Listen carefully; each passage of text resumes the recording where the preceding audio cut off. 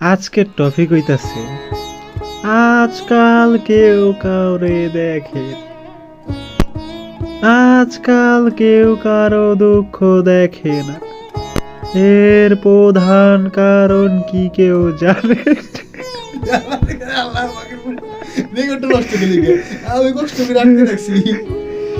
শোনেন তাহলে, আজকাল কেউ কারো দুঃখ কেন দেখে না জানেন?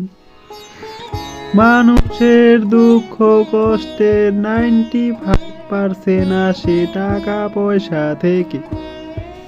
যখন এইটা থেকে থাকে না, তখন মানুষের দুঃখ কষ্ট আসে আর যায় না। এই দুঃখ কষ্ট আপনি দেখতে গেলে আবার আপনারও দুঃখ কষ্ট চলে আসবে অটোমেটিক। কারণ অন্যের দুঃখ কষ্ট দেখতে গেলে নিজের পকেটই ফাঁকা হয়ে যায়। আর যখন নিজের পকেট ফাঁকা হয়ে যায়, মশা মারতেছিলাম, তখন দুঃখ কষ্ট এসে পড়ে অটোমেটিক।